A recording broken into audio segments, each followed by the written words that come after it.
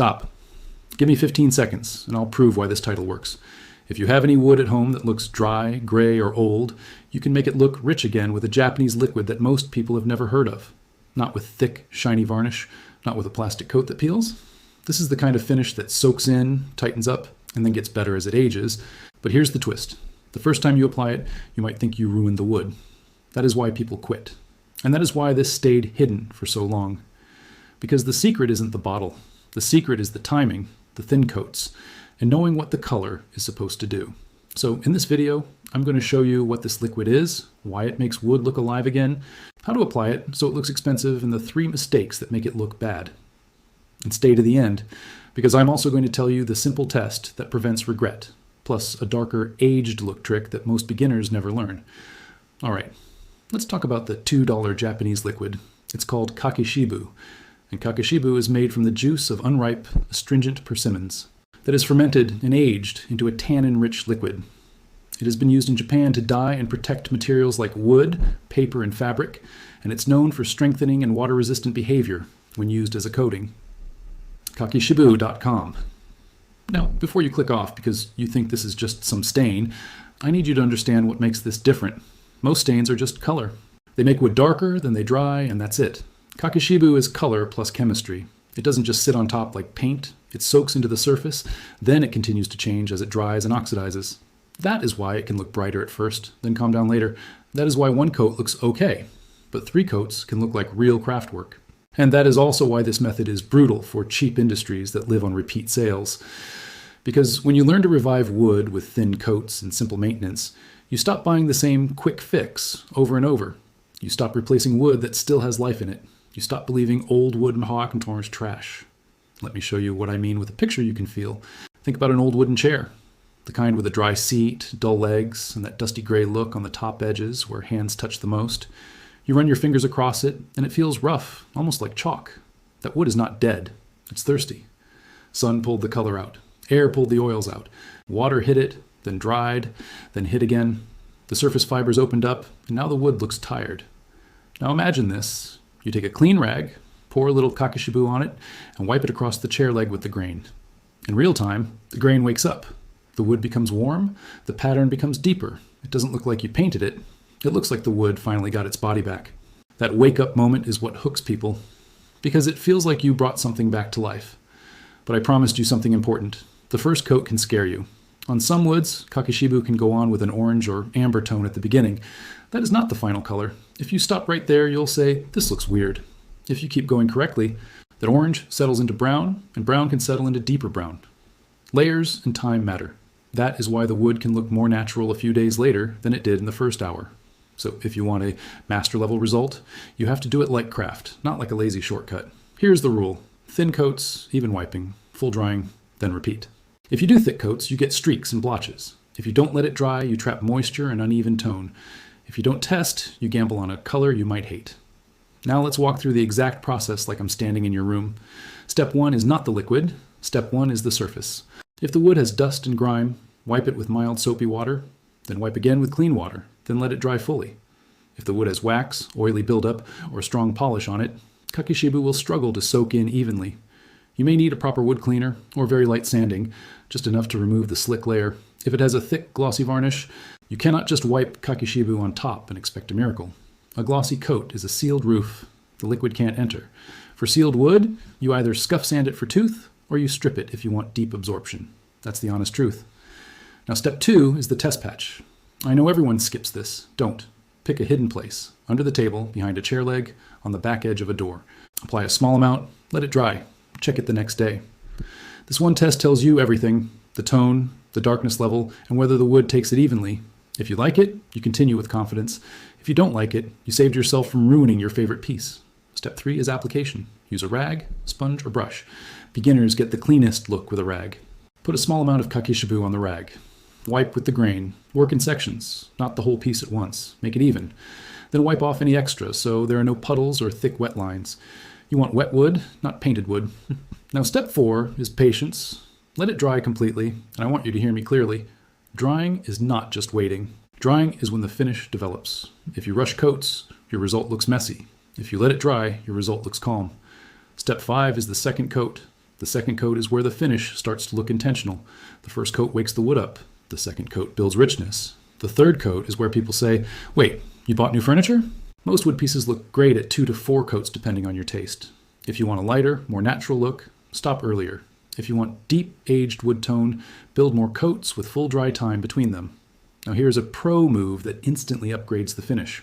After coat 1 is fully dry, lightly rub the surface with very fine sanding paper or a soft finishing pad. Not to remove color, just to knock down raised grain, wipe the dust off, then apply coat 2. This does 2 things. It makes the wood feel smoother, and it makes the next coat look more even. Smooth wood plus a deep tone is what people call expensive. Now I'm going to open a loop, and you will want the answer because it's the question everyone asks. If this is so good, why did people forget it? Here's what happened. Old finishes often require time, layers, and patience. Modern products sell speed.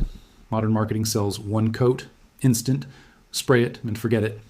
And for a lot of companies, the perfect customer is not the person who maintains old furniture. The perfect customer is the person who replaces it.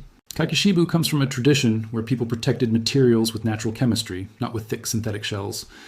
A lot of old Japanese finishing methods were about working with the material, not sealing it in plastic. But when mass production grew, cheap synthetic coatings got louder. The old liquids didn't vanish because they failed. They vanished because attention moved on. And it's not like there was one big public announcement. It's worse than that. It got buried by silence, by people not teaching it, by stores not stocking it, by everyone thinking, if it's not on the shelf, it must not work. Now, there's another reason this stayed niche, the learning curve. Because people who apply it once and quit become the loudest critics. They'll say, it looks orange, it smells weird, it's not instant. But those complaints are actually proof that it's real.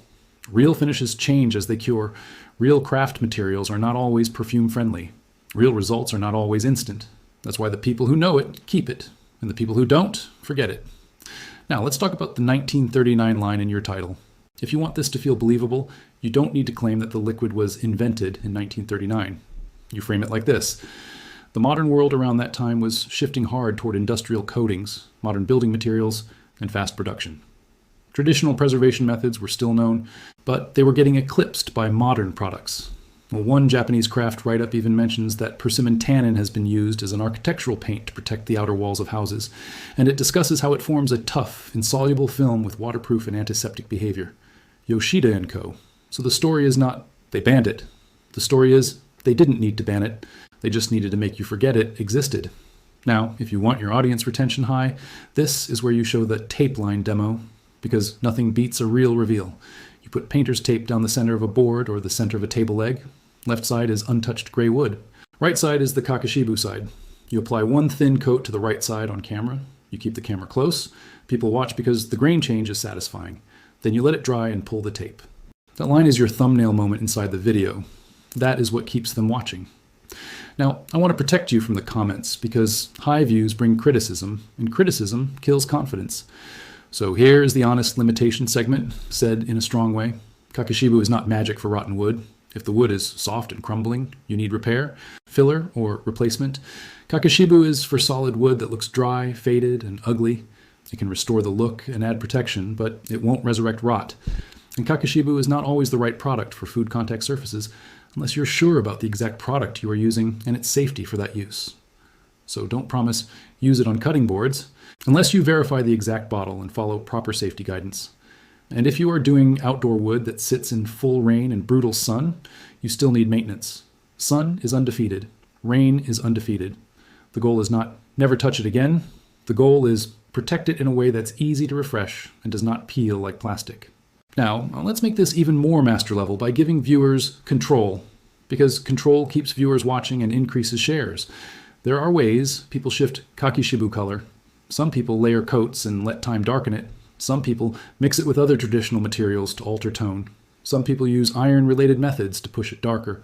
A dye-focused explanation describes kakishibu as fermented persimmon juice, with fermentation described as taking about 1 to 3 years in one account. And it notes that kakishibu can be used on paper and wood as a strengthening and protective coating. Botanical colors. Here's how you say it in simple 8th grade English without getting too technical. If you want a deeper, older, darker tone, you don't need a different product. You need time, layers, and the right technique. That line makes people feel smart. And when people feel smart, they keep watching. Now let's go back into the story and make it emotional again. Because the best scripts are not just instructions, they are identity. You are not just teaching wood finishing, you are teaching people to stop throwing things away. You're teaching them to rescue old wood, restore it, and make it better than the fake new stuff. So you tell a short story. You say, I found an old wooden stool that someone put out like trash. The top was gray, the legs were dry, and the whole thing looked tired. I cleaned it, did one thin coat, waited, did a second coat, waited, did a third coat. And when it was done, it looked like something from a quiet, warm room. Not shiny, not plastic, just real wood with depth. Then you pause, and you hit the line that makes people look around their house. Most of the wood you think is done is not done. It's just thirsty. Now let's load the video with micro open loops so your AVD climbs. Here's how you do it with words. You say, in a minute, I'll show you how to avoid the orange stage. Then you give a small part of the answer, but not all. You say, in a minute, I'll tell you the fastest way to make it look calm. Then you keep them moving, and now you pay it off. How do you avoid the orange stage looking scary? 1. Stop judging it while it's wet. Wet always looks louder. 2. Do thin coats, not thick coats. 3. Let it fully dry and check it the next day. 4. Build layers slowly until the tone looks right. And if you still think it's too bright for your taste, you can do fewer coats. Or you can experiment on scrap wood first and look at the tone after a few days. The finish often looks more natural after it settles. Now, the fastest way to make it look calm is simple. Do not apply it in a thick blob. Apply it evenly and wipe off extra. Thick, wet areas look loud and uneven. Even thin areas look calm. Also, a very light rub with a finishing pad between coats can make the surface feel smoother and look more even, which reads as higher quality on camera. Now, I want to give you one more master filming move that lifts AVD, the timed check-ins. You show 4 moments, right after the wipe, after it dries, after the second coat dries, the next day in natural light. Natural light is important.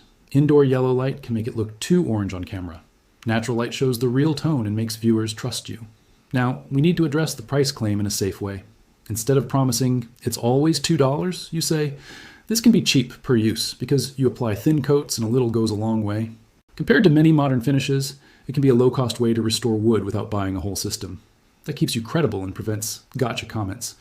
Now for the ending, you do not end like a boring tutorial. You end like a story that closes the loop.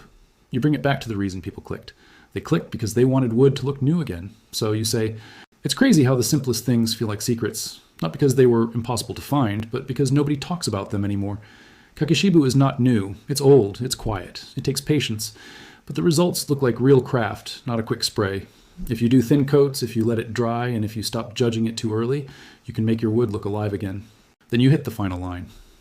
The real secret isn't that this exists. The real secret is that you were never taught. If you want to push engagement hard, you end with a question. If you had to choose one thing in your house to restore right now, what would it be? A table, a door, a chair, or a shelf? Comment it, and I'll tell you how many coats usually look best for that type of wood. That question pulls comments, and comments push reach.